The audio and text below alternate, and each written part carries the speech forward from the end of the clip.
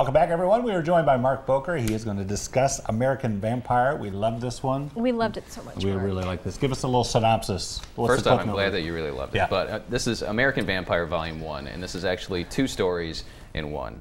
We have one story that takes place in 1925 in Hollywood, following a young woman named Pearl, who's an actress, and she has aspirations of becoming a famous actress. She's working 3 jobs, kind of typical of what the actresses in the 1920s were, that were just scraping by. And she gets involved with some movie stars there, and she's invited to a party. She finds out that she's on the menu at the party, and it's a group of vampires that are at the party. Yes. And then we have a story that takes place in the late 1800s, in 1880, about a bank robber named Skinner Sweet, who is caught and is going to trial.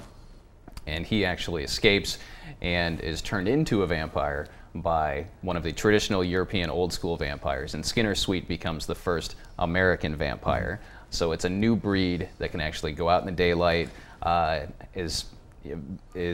looks different. I mean, right. you guys saw that their mouths open really wide, right. And it's a lot different than the traditional. He has really evolved, right? Right. Yeah. So the American vampire is a new breed, and that's what this series is all about, this new breed of vampire that the European, the old school vampires really don't like. Yeah, and I found myself disliking the old school vampires quite a bit.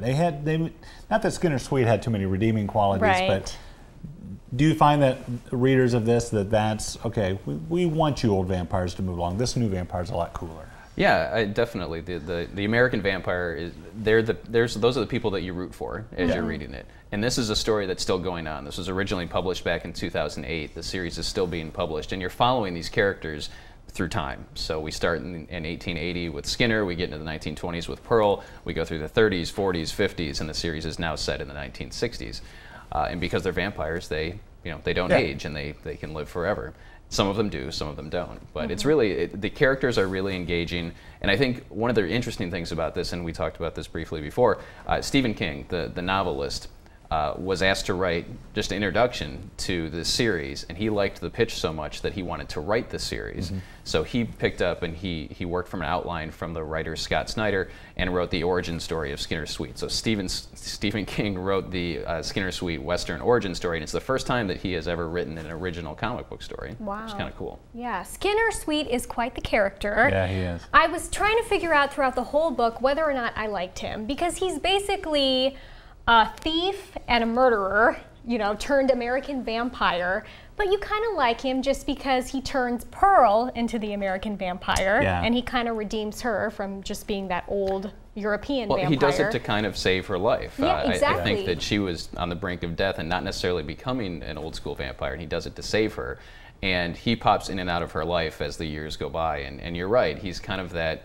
You don't know if he's good, you don't know if he's bad, but I think he definitely comes down on the side of bad more often than not. Exactly, and the artwork in this one is just incredible. I'm glad you said that. Yes, exactly, because the first 2 I was kind of like, I don't really know if I like this artwork, but this really pops. It's so vivid. I just loved it. And that's the beauty of comic books, is that you get the art and the words together, and that's why it's a unique art form, and it's a unique way to consume media, because you're getting the art and the words at the same time. Rafael Albuquerque is the artist. He did the art on both sections. I don't know if you guys noticed, but the Western art looked a little bit different than the 1920s art. It had a little more color, it was a little more washed out looking, and he just did an amazing job. Yeah, all right, it was really incredible. Last couple seconds, Free Comic Book Day is coming up. It's coming up Saturday, May 3rd, this Saturday from 10 a.m. to 4 p.m. We're giving away thousands of free comic books. We'll have characters in costume. It's a big old party. Great. It's a big old party. We can't wait. Okay, so next month, that would be May, we are reading Batman: The Last Halloween. Batman: The Long Halloween. I mean, if anybody wants to play along at home, we'll be reading Batman: The Long Halloween. Yes.